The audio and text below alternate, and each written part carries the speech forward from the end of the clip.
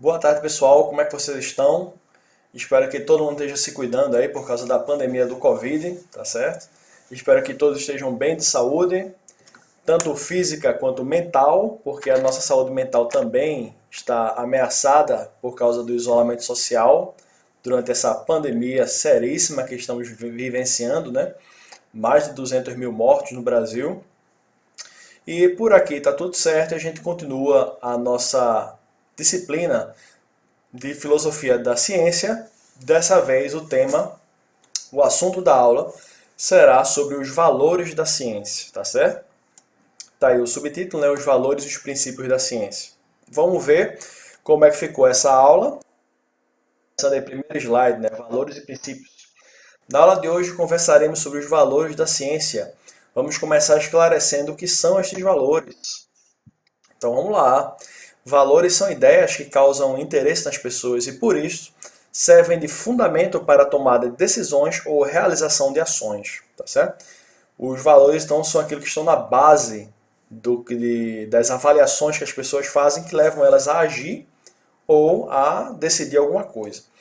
Os princípios de alguém são os valores mais fundamentais e que não são facilmente deixados de lado. Então, princípio é aquele valor que você não precisa nem parar para pensar sobre ele. Você tem uma pergunta assim, você já tem uma resposta, tá certo? Se alguém chegar para mim e perguntar assim, vamos assaltar um banco, eu digo, não, né? Eu não, nem paro para pensar, porque já é um princípio, um valor tão profundo que não precisa nem ser colocado em questão, tá certo? Você já tem uma resposta pronta. Então, os princípios e os valores são ideias orientadoras, tá certo? Orientadoras de condutas, de ações e decisões, etc. Estas definições de valores e princípios, né, se aplicam a pessoas, mas, como podemos ver, como a gente pode ver, né, mas podem se aplicar também a algumas organizações humanas, por serem compostas de pessoas. Por exemplo, nossa aula será sobre os valores e os princípios da ciência. Então, da mesma maneira como dizem que uma empresa, né, a empresa tal tem tal valor, né, que a escola, né, essa escola tem tais valores, que essa igreja, a igreja tal tem tais valores, né, valores e princípios. A gente também pode dizer que a ciência tem valores e princípios. Ou seja, continuando a leitura aí, a questão filosófica colocada diante de nós é: quais são as ideias que orientam a prática científica? Quais são os valores científicos, tá certo? Quais são os valores e os princípios da ciência? Daremos primeiro uma resposta para esta pergunta de um ponto de vista teórico, ou ideal, né? Um ideal da ciência, e depois a examinaremos a partir de uma base mais realista. Então a gente vai ver os dois lados da moeda na aula de hoje, né? A parte mais teórica, teoricamente quais são os valores da ciência, e a parte mais realista, na prática, quais são os valores da ciência. Vamos lá. Então, valores cognitivos, imparcialidade, né? Nossa aula de hoje será sobre os valores cognitivos da ciência, ou seja, as ideias que guiam a prática da ciência na produção de conhecimento cognitivo por causa disso, pessoal, tá certo? Cognitivo é o que diz respeito ao conhecimento. Então, quando a gente diz que a gente vai estudar valores cognitivos, nós estamos estudando o quê? As ideias que orientam as práticas da produção do conhecimento na ciência. Ó, ideias que orientam a prática, tá certo? Isso é que são valores. Vamos lá. O primeiro destes princípios é a imparcialidade. Já estava lá no subtítulo do slide, né? Já sabia. E vamos lá, o que é essa tal dessa imparcialidade? Ao avaliar as teorias, julgar quais teorias são aceitáveis e quais devem ser rejeitadas, a ciência deve considerar apenas a qualidade formal da teoria, se ela está bem formulada, de um ponto de vista aí de regras lógicas, tá certo? Bem formulada nesse sentido, de acordo com a lógica, e se as evidências experimentais encontradas justificam a teoria, né? Tá certo? E as evidências experimentais encontradas para justificá-las. Então, só deve levar em consideração a formalismo e a evidência concreta. Ou seja, qualquer outro dado que não diga respeito à qualidade das evidências ou à formulação formalmente correta das proposições precisa ser ignorado pela ciência, não pode ser levado em consideração na avaliação da qualidade das teorias, tá certo? Fatores extrínsecos, como a fama, e extrínseco quer dizer que vem de fora, tá certo? Fatores externos, a gente pode dizer assim, né? Fatores alienígenas aos interesses básicos da ciência, né? Fatores extrínsecos como a fama do líder da pesquisa, o histórico do laboratório ou a amizade entre colegas estudiosos da mesma área não podem pesar na avaliação da exatidão ou da validade das teorias científicas, tá certo? Então a gente vê que os cientistas são seres humanos muitas vezes se deixam influenciar por esses fatores externos ao interesse da produção do conhecimento, e às vezes a ciência, os cientistas podem ser levados a cometer equívocos, podem ser levados a se enganar por avaliar uma descoberta científica do ponto de vista de se a pessoa que realizou a descoberta é famosa ou não. E não importa a fama do cientista, importa se a teoria está bem formulada pelas leis da lógica e se o cientista encontrou evidências para justificar aquela teoria. Continuando, segundo valor, o primeiro foi imparcialidade, segundo autonomia. Continuando nossa lista, temos o valor da autonomia. Apenas a comunidade científica pode decidir o que deve ser pesquisado. Comunidade científica é um conceito importante, a gente vai ver aí, tá certo? Então, uma coisa que parece ser muito óbvia, né? Apenas a comunidade científica pode decidir o que deve ser pesquisado. A comunidade científica é um conjunto de especialistas em cada área da ciência, e esses especialistas não devem sofrer influências externas de outros setores da sociedade na decisão de quais são os projetos científicos que valem a pena ser investigados. Então você não deveria deixar outras pessoas influenciarem a direção que a ciência vai caminhar, tá certo? A direção de quê? Da decisão de o que vai ser pesquisado, do que é que vai ser investigado. Apenas a comunidade científica deveria tomar essa decisão. E o que é essa comunidade científica? Esclarecendo, né, repetindo mais uma vez, é o conjunto dos maiores especialistas em cada área, biologia, química, física. Os especialistas nas áreas é que deveriam decidir o que a ciência vai pesquisar. Outros setores da sociedade, como por exemplo políticos, líderes religiosos, agentes do mercado financeiro, simplesmente carecem da formação científica necessária para estabelecer quais projetos são promissores em cada área da ciência. Então não tem como eles tomarem essa decisão, porque eles não têm a formação necessária para tomar essa decisão. Não é que a gente diz que os especialistas devem decidir porque a gente está puxando o saco dos especialistas ou porque a gente gosta muito deles. É porque eles têm uma formação científica que outras pessoas de outras áreas da sociedade não têm. É simples assim, tá certo? 3. Neutralidade. É isso, né? Por fim, o último dos valores cognitivos, temos a neutralidade. A ciência o que é que significa essa neutralidade? É politicamente e eticamente neutra. Isto não significa que a ciência não participa da sociedade. Vamos ver essa questão mais adiante, né? Vamos ver que ela participa da sociedade mais adiante. Mas quer dizer que a ciência pode ser utilizada para qualquer fim político ou ético e se adequa a qualquer sistema ético ou político. Então a ciência não tem uma posição pré-estabelecida ética ou política e ela pode se adequar a diferentes situações éticas e políticas em diferentes sociedades, tá certo? Ou seja, a ciência pode ser utilizada para fazer o bem ou o mal, justificar uma causa política ou outra, mas ela é em si mesma neutra, na teoria, né, no ideal, tá certo? Justamente por causa desta neutralidade que a ciência é tão adaptável a diferentes contextos sociais, tá certo? Isso é do ponto de vista ideal. Agora, vamos falar um pouquinho da realidade da ciência, né? A ciência no mundo real, autonomia. Porém, estes valores descrevem a ciência de um ponto de vista ideal, que eu acabei de falar, né?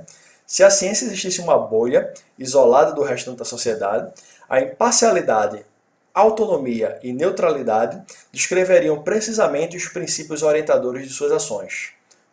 Porém, sabemos que não é este o caso. A ciência não existe numa bolha. Continuando. A ciência de verdade existe em um contexto social real, efetivo e concreto, tá certo? As pesquisas científicas deveriam ser decididas autonomamente pela comunidade científica, mas essas pesquisas geralmente demandam um grande investimento e, portanto, interesses políticos comerciais acabam influindo sobre as decisões da direção das pesquisas, né? O cientista diz, a gente tem que fazer tal pesquisa, alguém chega e diz, mas não tem dinheiro. Por que não tem dinheiro? Porque precisa de ajuda para financiar o laboratório, comprar equipamentos, pagar o salário dos cientistas. Cientistas também recebem salários, tá certo? Então, muitas vezes quem paga essa conta quer dizer o que é que o cientista tem que pesquisar, e não o contrário, né? Tá certo? Então, não é assim que a ciência deveria funcionar, mas no mundo real muitas vezes é assim que ela funciona. Além disto, algumas pesquisas tocam em temas que a sociedade considera sensíveis e por isto podem ser proibidos por motivos éticos, políticos ou religiosos. A sociedade tem o direito de dialogar com a ciência e dizer o que ela acha que a ciência deve pesquisar ou não, mas a sociedade deveria também compreender que a autonomia científica é importantíssima para garantir a eficácia científica, tá certo? A eficiência da ciência, porque os especialistas que compõem a comunidade científica têm mais informações para decidir o que pesquisar, tá certo? Então, muitas vezes, alguns assuntos são considerados tabus religiosos, né? Testes aí com transgênicos, testes com fetos, usar uma célula retirada do feto para testar lá a cura de algumas doenças e tal. Isso é visto como sendo algo errado pela sociedade e a ciência vai e não pesquisa mais esse tema, tá certo? Mas isso é uma questão assim, será que isso está certo? Não seria melhor tentar respeitar a autonomia científica? Mas vamos lá, continuando. Sem falar da interferência de líderes religiosos na ciência, né, que pode ser muito ruim, como, por exemplo, a interferência que a Inquisição tinha na ciência no século XVII. A Inquisição dizia quem podia publicar livros e quem não podia publicar livros, né, que livros eram permitidos, que livros eram proibidos. E a ciência, perdendo autonomia, né, perdia também o quê? A sociedade sofria com isso. Só para terminar esse exemplo, na época da Inquisição, tinha textos médicos, né, de médicos que eram considerados proibidos pela Inquisição. Foi bom ou foi ruim para a sociedade ter proibido, naquele período, século XVII, o avanço da medicina? Foi ruim, né? Tinha gente querendo estudar medicina e a Inquisição não deixava, né? Então essa é uma das coisas que pode acontecer quando você se mete, né? Quando a sociedade se mete na autonomia científica. Pode haver danos para a sociedade a longo prazo. Continuando. Imparcialidade, né? O princípio da imparcialidade dita que os resultados da ciência só devem ser avaliados do ponto de vista da sua validade formal e de suas evidências experimentais. Porém, existem vários exemplos de interferências de interesses financeiros na avaliação dos resultados de experimentos científicos. A descoberta de Ernest Winder, em 1953, que o tabagismo causa câncer, 1953, tá certo? Assim como mais recentemente as evidências climatológicas da mudança climática causada pelo ser humano, são exemplos claros de experimentos científicos que tiveram seus resultados contestados por interesses financeiros de indústrias poderosas, tá certo? Que utilizaram diversas artimanhas para ludibriar o público, criando a sensação de uma falsa controvérsia científica, enquanto que as evidências científicas demonstravam claramente que não havia controvérsia. Então, na época lá de 1953, desse médico alemão que morava nos Estados Unidos, né, Ernest Winder, em 1953, quando ele provou que o tabagismo causa câncer, ele alcançou assim, provas materiais fortíssimas. Mas na época a indústria do cigarro lutou com todas as armas que detinha, né, para fazer o público não acreditar nas descobertas de Ernest Winder. Né. Isso incluiu o quê? Pagar cientista para mentir, em convidar charlatões para dar entrevistas em programas de televisão para dizer que não tinha prova nenhuma de que o cigarro causava câncer. E hoje a gente sabe que ele estava certo, né? Um exemplo mais recente, da mudança climática, né? O famoso aquecimento global, que o termo técnico é mudança climática, né? Também tem evidências fortíssimas da área da ciência chamada climatologia, o estudo do clima. Mas muitas vezes essas evidências são ignoradas. Por quê? Porque a indústria do petróleo, por exemplo, paga um monte de especialistas, entre aspas, falsos especialistas, para criar uma falsa polêmica, uma falsa controvérsia, tá certo? De que o aquecimento global seria balela. Né? Claro que não, tem evidências muito fortes de que o aquecimento global está acontecendo, né? Tá certo? E que é causado pelo ser humano. Por quê? Por causa do aumento da quantidade de gás carbônico na atmosfera. As fotos que relacionam esse aumento de gás, esse aumento da quantidade de gás carbônico com o derretimento das geleiras, tá certo? Que mostra que o planeta está aquecendo. O estudo da média de temperatura do planeta por ano mostra que cada ano tem sido mais quente do que o ano que o antecedeu. E assim por diante, né? Tá certo? Isso vai causar mudanças climáticas seríssimas, com consequências seríssimas para a espécie humana. Mas a indústria da extração do petróleo, por exemplo, continua gastando dinheiro para dizer que não, que é mentira, que não tem tal. Por quê? Porque está mexendo no lucro deles, né?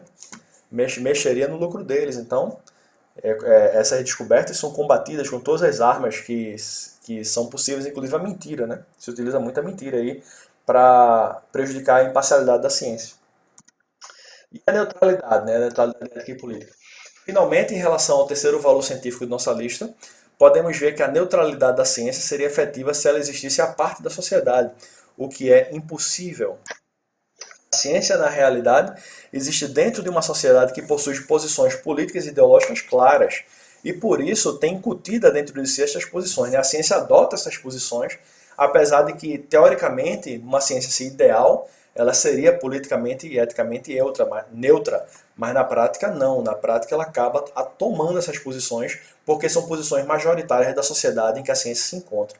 A ciência produzida hoje é majoritariamente uma ciência guiada pelos interesses econômicos e políticos das nações ricas, muitas vezes em detrimento das nações pobres, tá certo? Então a ciência gasta muito mais dinheiro investigando doenças que assolam países ricos do que países pobres, né? Claro, isso, né? Isso é muito óbvio hoje em dia se você analisar a distribuição das pesquisas da ciência, né, no mundo real. Continuando. Teoricamente, a ciência é uma ferramenta neutra, veja esse termo, né? Ferramenta neutra.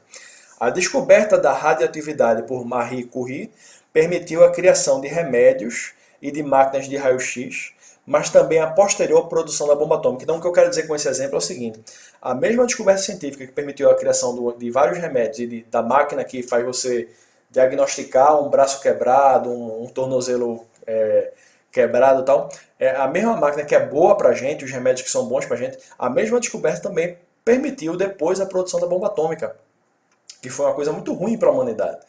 Então a ciência ela é neutra, ela pode fazer o bem ou pode fazer o mal. Mas, veja só, né? Porém, na prática, quem comandar a ciência, tá com um erro de digitação, era para estar escrito assim, quem comandar a ciência possui interesses políticos e financeiros. E por isto, estes acabam sendo introduzidos nas preocupações da ciência. Então, quem usa a ciência, pessoal, quem governa a ciência, na verdade, é quem paga as contas. Os interesses políticos e financeiros que estão dando embasamento para a ciência moderna, contemporânea. Então, a ciência acaba entrando num jogo de poder da política. E a ciência acaba reforçando um ponto de vista hegemônico, político e ético atual, tá certo? Por exemplo, a ciência acaba defendendo posições do neoliberalismo, que é a corrente econômica hegemônica hoje em dia nos países ricos. Mas isso não é uma característica da ciência. Tem gente que diz, a ciência ela é liberal. Na verdade, não. A ciência não tem posição política. Ela adota essa posição política porque a sociedade poderosa, os poderosos hoje em dia adotam essa posição política. Mas não é necessário para a ciência ser assim. Beleza? Então ficam aí essas reflexões para vocês. A gente encerra a nossa aula sobre os valores científicos aqui. Espero que tenha sido interessante, né? Só recapitulando, os valores na teoria, eles dizem uma coisa, mas na prática a ciência se comporta de outra maneira. Mas tem um valor, né? Há uma importância muito grande a gente dar os valores da ciência, de como a ciência deveria ser e como ela acaba agindo na prática, tá certo, pessoal? Fiquem bem aí, se cuidem. Cuidado com a pandemia, né, que tem interesses políticos e sociais aí querendo negar a pandemia no Brasil. O negacionismo também é uma força muito ruim, né, uma influência muito ruim sobre a ciência. O negacionismo de descobertas científicas claras, né, como a existência da pandemia ou a importância da vacina. Né, são afirmações científicas que são negadas hoje em dia. Mas se cuidem, né, não deem ouvido às influências sociais e políticas que querem negar a ciência. E a gente se encontra na próxima reunião, pessoal. Na próxima aula, no próximo vídeo explicativo. Valeu, pessoal. Até mais.